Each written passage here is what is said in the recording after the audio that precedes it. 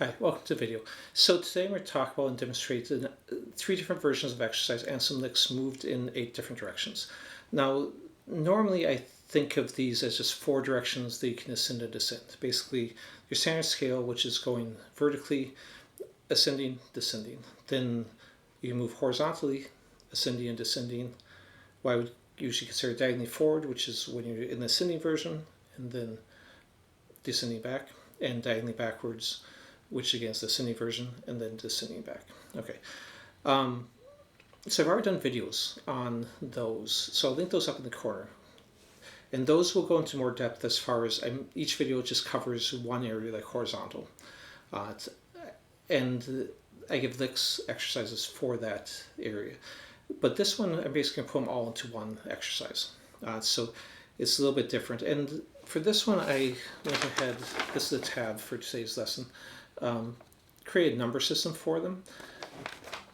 The numbers don't really matter. The reason I did that is just because it's easier to label the ideas as number 5 or number 6 or something like that than to say forward diagonal or something like that, which gets kind of clunky. But in your head, think of them however you want. So the first exercise, I'm going to show you 3 different versions of it.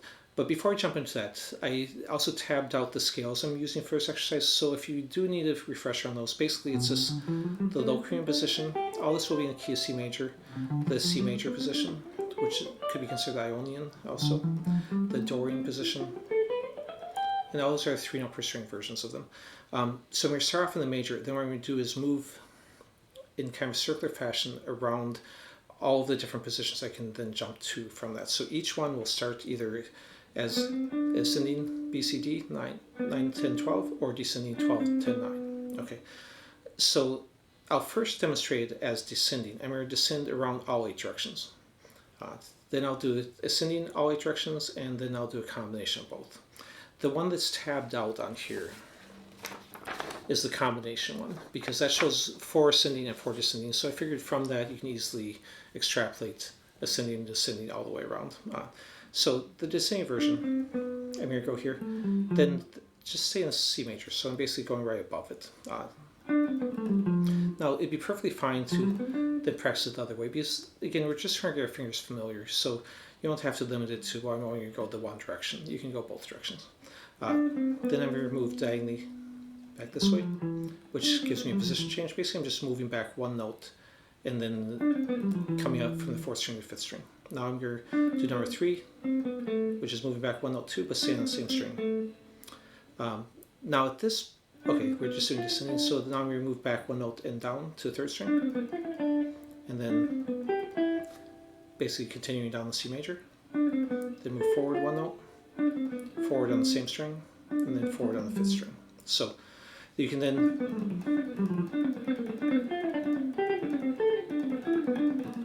build up your speed with that. Again, you can do it both directions. I don't have to. Eventually I want to just move freely around it, and basically on any note move any of the 8 directions. And as soon as you move a new direction, you can shift to a new direction from wherever you're at. So everything's going to be tabbed out other than the stuff I was just doing there because I was improvising.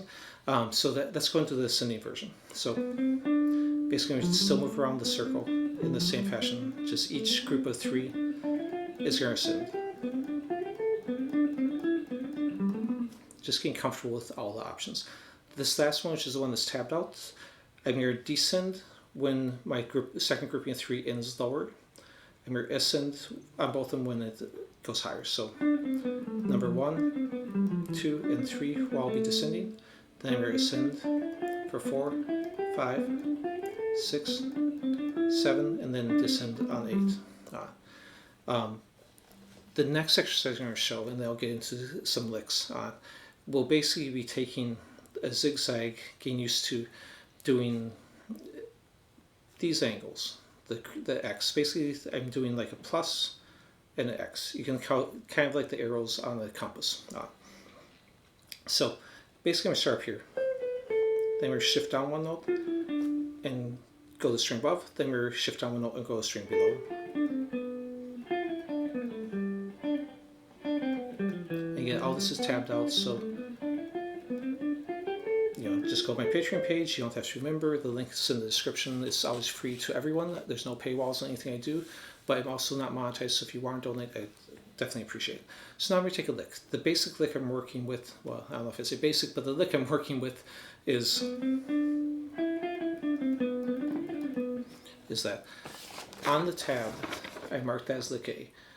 5 of the examples will start with that, and then there's 3 that start with a different position because I descend rather than start with that ascending part. So on any of those positions where it's repeated, I just write lick A and I put like an arrow showing where you're going to repeat that part. So let me go and do that now. So basically what I'm going to do is when I shift through those 8 directions, and we do a similar type idea. The basic of this idea is that I consider this part, the scale run up to that, to be a little more filler, so I don't always use that. So that's the one staying in the scale. Then the next one, that's one moving diagonally this way.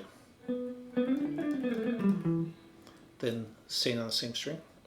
So this one I'm just going to do a repeat of the same idea.